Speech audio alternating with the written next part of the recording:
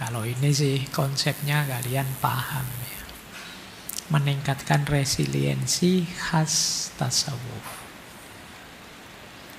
Resiliensi itu berarti kondisi jiwamu yang pantang menyerah untuk berikhtiar. Sabar, istiqomah mengikuti prosesnya. Warok, mampu menahan diri, mengendalikan diri. Qanaah, kalian siap menerima apapun pemberian Tuhan padamu. Jadi ketika jiwamu terbentuk dengan 4 karakter ini, bisa dipastikan daya resiliensimu tinggi. Kalian siap berikhtiar, sabar mengikuti proses jatuh bangunnya, senantiasa warok, mampu mengendalikan dirimu, mengendalikan batin pikiranmu. Ya kalau dalam konteks agama tidak sampai terjatuh pada hal-hal yang dilarang. Kemaksiatan, dosa kecil maupun dosa besar. Dan qanaah. Qanaah itu jiwamu yang ridho dengan apapun jatah pemberiannya Allah. Nah, kalau kondisinya sudah seperti ini, jalankan itu, fungsikan itu untuk melakukan 3 hal. Kalau dalam tasawuf ya. Yang pertama, kita fungsikan untuk tawajud. Yang kedua, untuk tajarrud. Dan yang ketiga, untuk tazkiyatun nafas. Tawajud itu menemukan yang maha wujud. Sampai pada yang maha wujud, sampai pada Allah. Jadi daya resiliensi kita itu adalah jembatan untuk kita lebih dekat dengan Allah. Itu tawajud. Jatuh bangun lagi, jatuh bangun lagi. Motifnya apa? Biar lebih dekat dengan Allah. Ini dulu kita pernah belajar patah hati menurut sufisme itu bagaimana setiap kali luka itu hakikatnya apa? Terbukanya diri terhadap cahayanya Allah. Kita itu lebih sering ingat Allah ketika jatuh dibandingkan ketika tegak, diakui saja. Kalau pas ada masalah kan kamu terus tiba-tiba jadi orang soleh dadakan. Ada puasa Senin Kemis, sholat tahajud kan jadi begitu. Bayangkan kalau tidak ada masalah. Jadi kadang-kadang masalah itu mengantarkanmu pada Allah. Itu yang disebut tawajud. Yang kedua tajarrud. Tajarrud itu masalah itu menyadarkanmu untuk tajrid, melepaskan diri dari hal-hal duniawi. Tidak lagi melekat terhadap yang duniawi. Ini namanya tajarrud. Jadi kalau kemarin kamu serakah, kamu ambisius, kalau begitu gagal kamu sadar ternyata seilusi itu dunia. Nah, terus kamu mulai bisa pelan-pelan melepaskan keterikatanmu. Itu fungsi tajarrud. Dan pada akhirnya bisa tazkiyah. Bersih dirimu. Kalau sudah tajarrud, tawajud tentu saja bersih sudah. Jiwamu yang bersih. Jadi resiliensi secara spiritual bisa mengantarkanmu pada Tuhan, membebaskanmu dari keterikatan duniawi dan membersihkan jiwamu. Itulah kenapa resiliensi penting.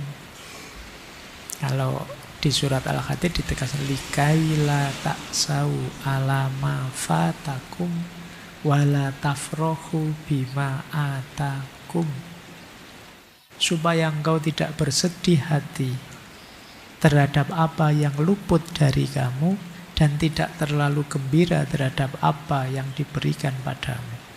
Biasa saja, jangan terlalu berlebihan. Nah, ini berarti orang yang kuat, daya resiliensinya tinggi.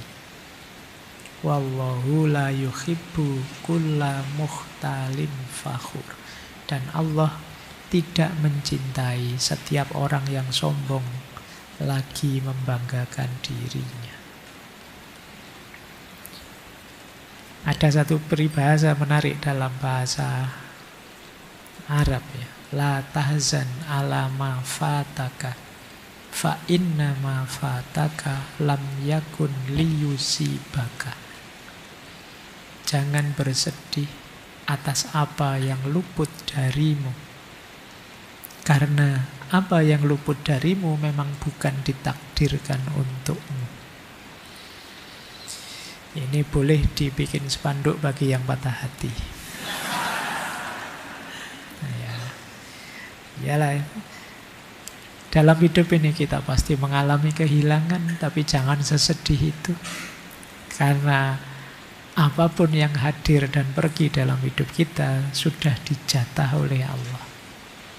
Jadi jangan sedih kalau ada yang lepas, ada yang luput. Karena tidak mungkin lepas kalau itu jatah kita. Dan tidak mungkin akan menetap di kita kalau itu bukan jatah kita. Maka fa inna ma fataka lam yakun liyusibaka. Sesungguhnya apa yang menimpamu adalah tidak apa yang luput darimu berarti bukan sesuatu yang ditakdirkan untukmu. Ini lagi-lagi menguatkan kita ya, resiliensi. Ada kalimat menarik dalam Bhagavad Gita. Ini nasihatnya Sri Krishna pada Arjuna. Kalimatnya, hanya pada pelaksanaan engkau mempunyai hak dan tidak sama sekali pada hasilnya.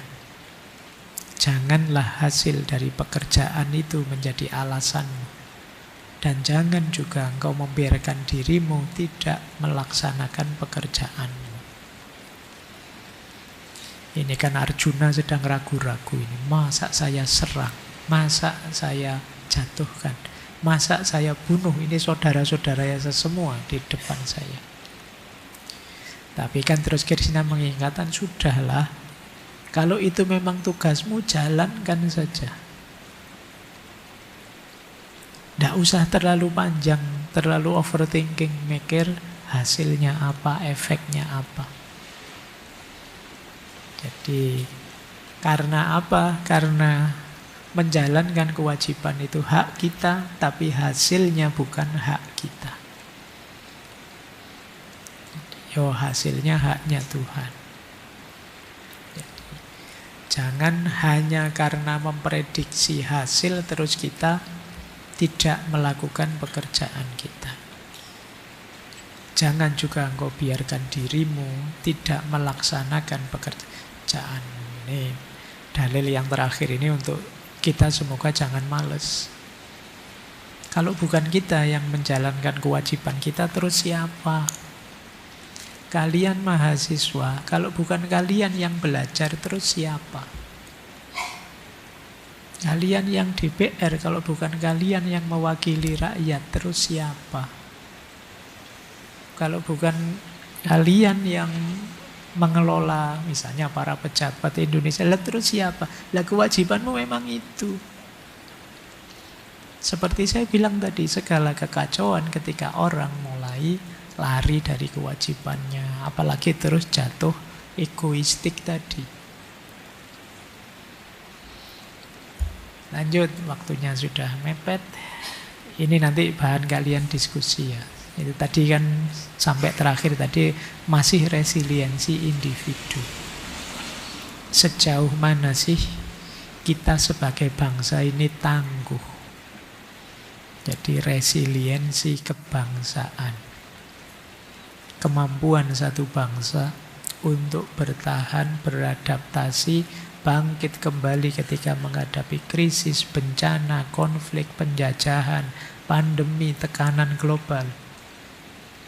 Sambil tetap menjaga identitas, persatuan, dan keberlanjutannya. Tidak sekedar survive, tapi juga recover dan transformation. Tidak sekedar bouncing back dan bouncing with, tapi juga bisa bouncing forward. Kalau bisa begitu, bangsa ini luar biasa. Tapi unsur-unsurnya setidaknya ada 6. Nanti kalian nilai sendiri ya, kita kuat di mana. Kalau 6-6-nya kuat, kemungkinan resiliensi kita kuat. Ketangguhan kita sebagai bangsa luar biasa. Yang pertama, identitas dan nilai bersama. Secara konsep kita punya banyak. Pancasila, Bhinneka Tunggal Ika, gotong royong, dan lain sebagainya secara konsepnya. Tapi apakah nilai bersama ini hidup? Coba kalian teliti ya. Pancasila misalnya, benar tidak sih kita ini sudah Pancasila sekali jalan hidup kita? Coba kalian teliti nanti. Kalau iya, paling tidak kita sudah kuat di identitas dan nilai bersama. Yang kedua, kohesi sosial. Tambah kompak satu bangsa, tambah dia kuat, resiliensinya tambah tinggi. Tapi tambah terpecah-pecah dia, terfragmentasi dia. Yang masing-masing fragmen fanatik semua, dengan kelompoknya masing-masing, partainya masing-masing. Semakin kita sulit untuk membentuk kohesi sosial yang kuat. Kalau kohesi sosial tidak kuat, ya resiliensi bangsa ini melemah. Yang ketiga, kepemimpinan dan institusi yang kuat. Ini kalian saja yang bahas ya, bukan saya. Ilmumu lebih tinggi daripada saya tentang ini. Tapi memang kalau yang ketiga ini lemah, ya lagi-lagi resiliensinya lemah. Kenapa? Karena yang ketiga inilah yang bisa mensukseskan hidupnya unsur-unsur yang lain. Jadi dia nomor 3, tapi 1, 2, 4, 5, 6. Itu kuncinya ada di yang ketiga ini.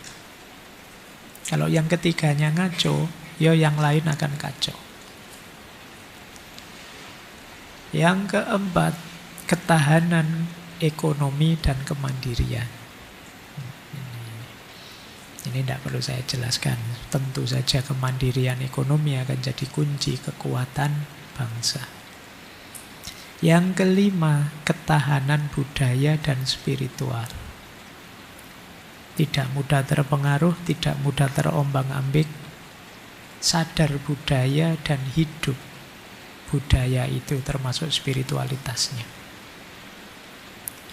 Yang terakhir, kemampuan beradaptasi dan bertransformasi. Jadi kemampuan untuk mengikuti perkembangan zaman dan berubah jadi lebih baik. Ini juga jadi kunci resiliensi satu bangsa. Ini teorinya, nanti isinya apa kalian ya yang coba kalian ulas satu-satu sejauh mana kita kuat di identitas dan nilai, di kohesi sosial, kepemimpinan dan institusi, ketahanan ekonomi dan kemandirian, ketahanan budaya dan spiritual, termasuk kemampuan beradaptasi dan bertransformasi. PR ya buat kalian. Yo paling tidak jadi bahan orasimu. Ya ben orasine rotok mutu sithik ngono ya. Baik, sudah mau waktunya. Ada kalimat menarik Viktor Frankl tadi. Kata beliau, segala hal boleh diambil dari seorang pria kecuali satu hal, yang itu kebebasan terakhirnya sebagai manusia. yaitu untuk mempertahankan sikapnya dalam situasi apapun. Ini yang tadi saya sebut di awal ya. Apa saja boleh dirampas dari dirimu, tapi tidak dirimu sendiri. Jangan kalian gadekan dirimu, jangan kalian ubah dirimu apalagi ke level yang lebih jelek. Kamu negokan otentisitasmu. Berarti kamu sedang melepaskan hal terakhir yang paling esensial dalam dirimu, yaitu kebebasan. Jadilah dirimu sendiri sesuai sikapmu selama ini, kebaikanmu selama ini. Dan jangan mau dipengaruhi untuk jadi lebih jelek, lebih negatif, lebih rusak, dan lain sebagainya. Bertahanlah sebagai dirimu. Karena kadang-kadang pengaruh bisa dari mana-mana, bahkan bisa dari circlemu sendiri untuk mengubah dirimu. Sehingga tidak otentik lagi. Yang pada akhirnya engkau akan merasa asing dengan dirimu sendiri. Loh, aku kok bisa begitu ya? Aku kok bisa senakal itu ternyata. Aku bisa sejahat itu ternyata.